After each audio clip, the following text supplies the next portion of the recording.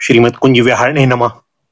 श्री स्वामी हरिदास विजय तीर्थराम, श्री युगल सरकार, सदगुरुदेव और आप सभी रसिक भक्त वृंदों के श्री चरणों में दास का साष्टांग दंडवत प्रणाम।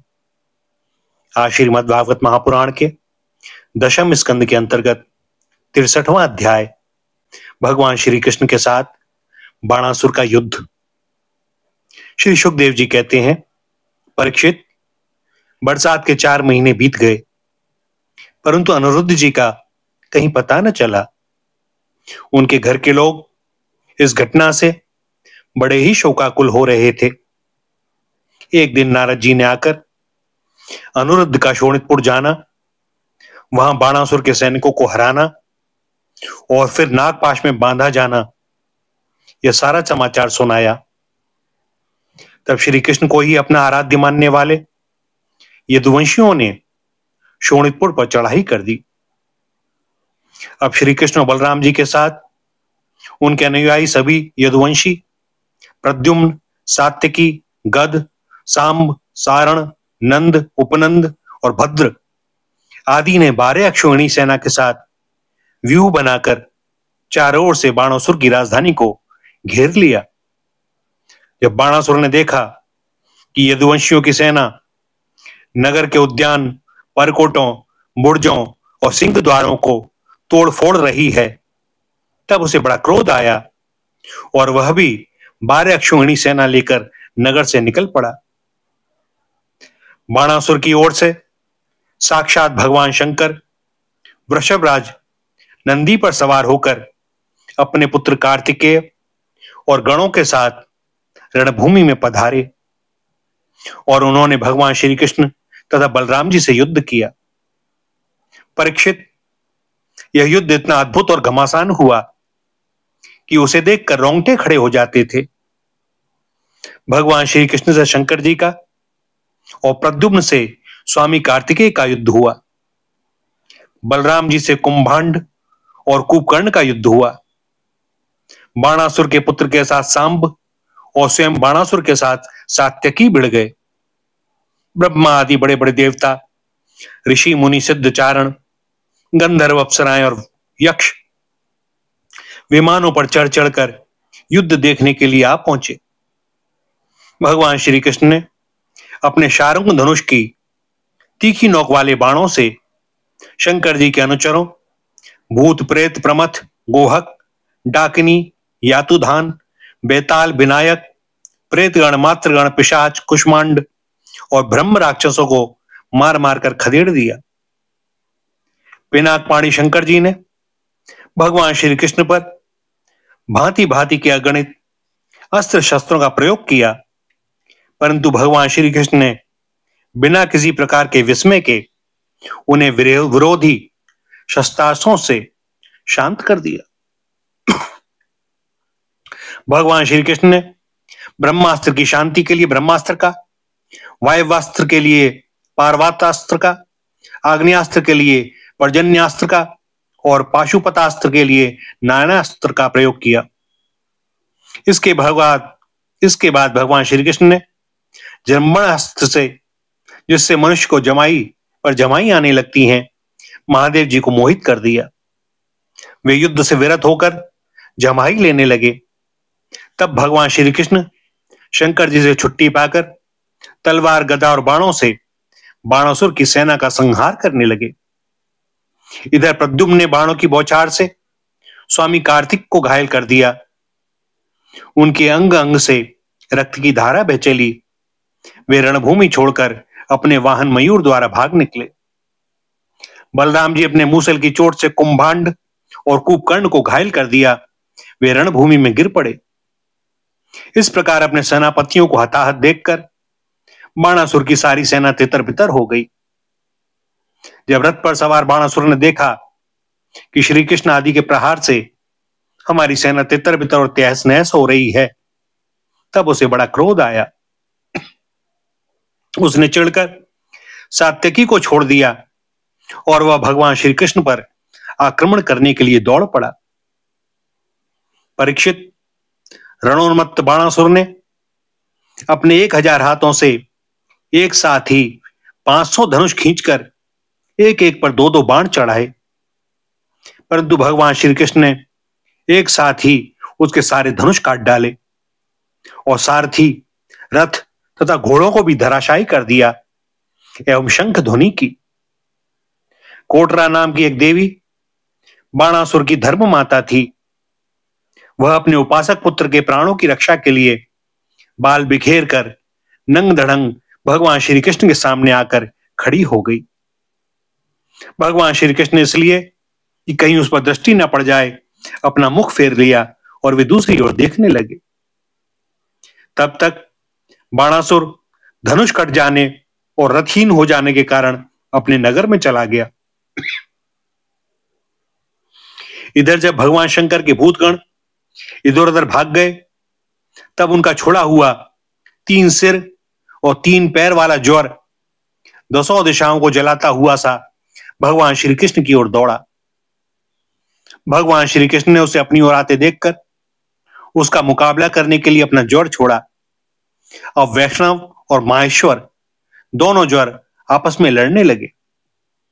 अंत में वैष्णव ज्वर के तेज से माहेश्वर ज्वर पीड़ित होकर चिल्लाने लगा और अत्यंत भयभीत हो गया।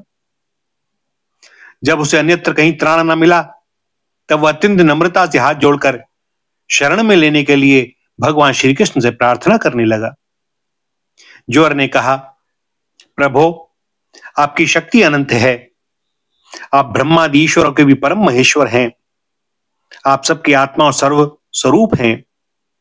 आप अद्वितीय और केवल ज्ञान स्वरूप हैं। संसार की उत्पत्ति, स्थिति और संहार के कारण आप ही हैं। श्रुतियों के द्वारा आपका ही वर्णन और अनुमान किया जाता है। आप समस्त विकारों से रहित स्वयं ब्रह्म हैं। मैं आपको प्रणाम करता हूं। काल, दैव, कर्म, जीव, स्वभाव, सूक्ष्म भूत, शरीर, सूत्रात्मा, प्राण, अहंकार, एकादश इंद्रियां और पंचभूत, इन सब का संघात, लिंग शरीर और बीजांकुर न्याय के अनुसार उससे कर्म और कर्म से फिर लिंग शरीर की उत्पत्ति, यह सब आपकी माया है। आप माया के निषेध की परम अवधि हैं। मैं आपकी शरण ग्रहण करता हूं।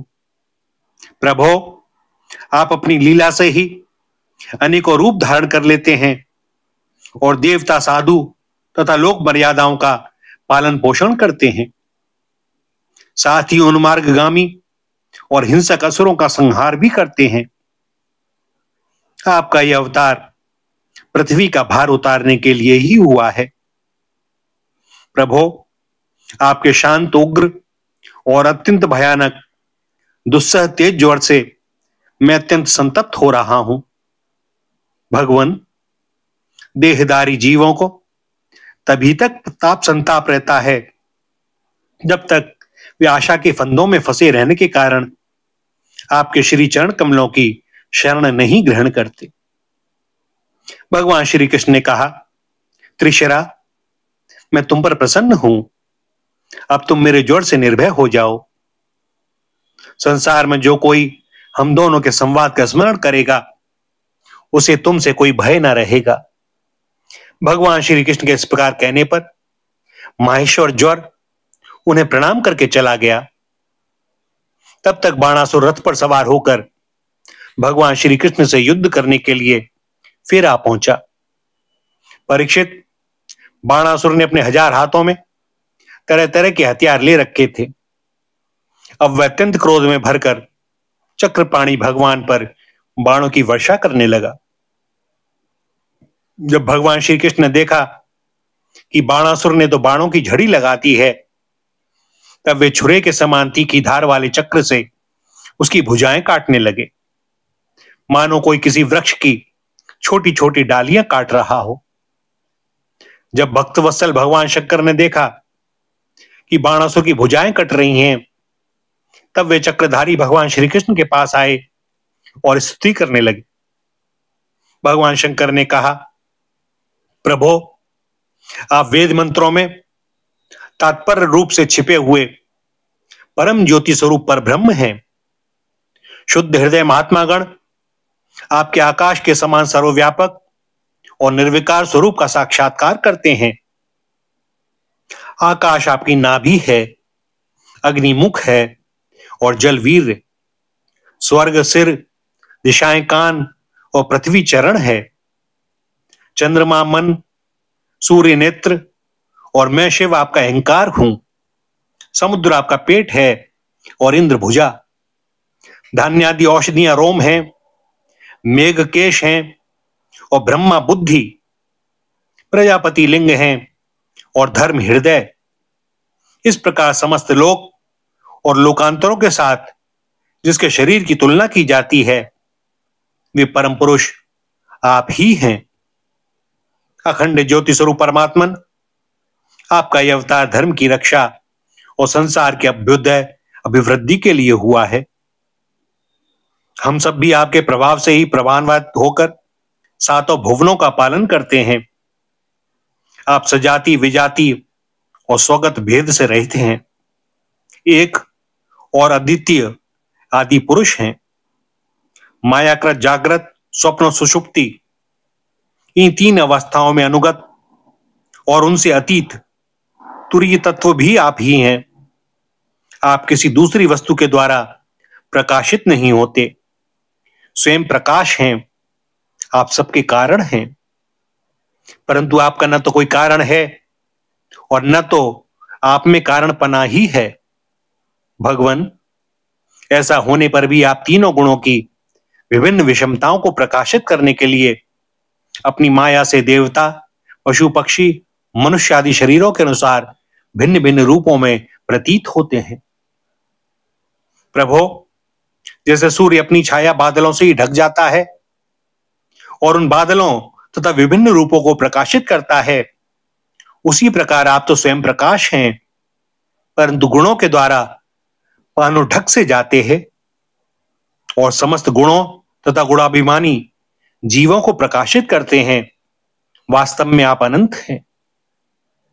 भगवान, आपकी माया से मोहित होकर लोग स्त्री पुत्र देह गेह आदि में आसक्त हो जाते हैं और फिर दुख के अपार सागर में डूबने उतराने लगते हैं।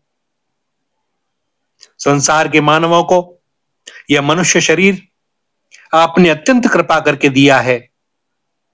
जो पुरुष इसे पाकर भी अपनी इंद्रियों को वश में नहीं करता और आपके श्री चरण कमलों का आश्रय नहीं लेता, उनका सेवन नहीं करता, उसका जीवन अत्यंत शोचनीय है और वह स्वयं अपने आप को धोखा दे रहा है।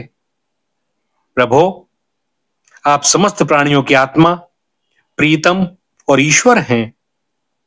जो मृत्यु का ग्रास मनुष्य आपको छोड़ देता है और अनात्म, दुख रूप एवं तुच्छ विषयों में सुख बुद्धि करके उनके पीछे भटकता है, वह इतना मूर्ख है कि अमृत को छोड़कर विष पी रहा है।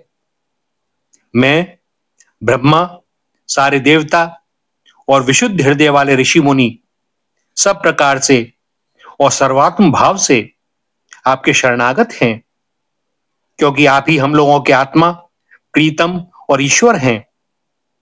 आप जगत की उत्पत्ति, स्थिति और प्रलय के कारण हैं। आप सब में सम, परम शांत, सबके सुहृद आत्मा और इष्ट देव हैं। आप एक अद्वितीय और जगत के आधार तथा अधिष्ठान हैं। हे प्रभो, हम सब संसार से मुक्त होने के लिए आपका भजन करते हैं। देव, यह बाणासुर मेरा परम प्रिय, कृपा पात्र और सेवक है। मैंने इसे अभयदान दिया है। प्रभो, जिस प्रकार इसके परदादा दैत्यराज प्रहलाद पर आपका कृपा प्रसाद है, वैसा ही कृपा प्रसाद आप इस पर भी करें। भगवान श्री कृष्ण ने कहा, भगवान, आपकी बात मानकर जैसा आप चाहते हैं मैं इसे निर्भय किए देता हूं। आपने पहले इसके संबंध में जैसा निश्चय किया था, मैंने इसकी भुजाएं काटकर उसी का अनुमोदन किया है। मैं जानता हूं कि बाणासुर दैत्यराज बलि का पुत्र है, इसलिए मैं भी इसका वध नहीं कर सकता, क्योंकि मैंने प्रहलाद को वर दे दिया है कि मैं तुम्हारे वंश में पैदा होने वाले किसी भी दैत्य का वध नहीं करूंगा। इसका घमंड चूर करने के लिए ही मैंने इसकी भुजाएं काट दी हैं। इसकी बहुत बड़ी सेना पृथ्वी के लिए भार हो रही थी, इसलिए मैंने उसका संहार कर दिया है। अब इसकी 4 भुजाएं बच रही हैं, ये अजर अमर बनी रहेंगी। यह बाणासुर आपके पार्षदों में मुख्य होगा। अब इसको किसी प्रकार से किसी का भय नहीं है। श्री कृष्ण से इस प्रकार अभयदान प्राप्त करके बाणासुर ने उनके पास आकर धरती में माथा टेका, प्रणाम किया और अनिरुद्ध जी को अपनी पुत्री उषा के साथ रथ पर बैठाकर भगवान के पास ले आया। इसके बाद भगवान श्री कृष्ण ने महादेव जी की सम्मति से वस्त्रालंकार विभूषित उषा और अनिरुद्ध जी को एक अक्षौहिणी सेना के साथ आगे करके द्वारका के लिए प्रस्थान किया। इधर द्वारका में भगवान श्री कृष्ण आदि के शुभागमन का समाचार सुनकर झंडियों और तोरणों से नगर का कोना कोना सजा दिया गया। बड़ी बड़ी सड़कों और चौराहों को चंदन मिश्रित जल से सींच दिया गया। नगर के नागरिकों, बंधु बांधवों और ब्राह्मणों ने आगे आकर खूब धूमधाम से भगवान का स्वागत किया। उस समय शंख, नगाड़ों और ढोलों की तुमुल ध्वनि हो रही थी। इस प्रकार भगवान श्री कृष्ण ने अपनी राजधानी में प्रवेश किया। परीक्षित, जो पुरुष श्री शंकर जी के साथ भगवान श्री कृष्ण का युद्ध और उनकी विजय की कथा का प्रातःकाल उठकर स्मरण करता है, उसकी पराजय नहीं होती। भैया, यहां पर दशम स्कंद का 63वां अध्याय समाप्त होता है और दास को अनुमति दें आज के लिए वाणी को विराम देने की। आगे श्री हरि की जैसी जो इच्छा। श्री राधा, श्री राधा, श्री राधा।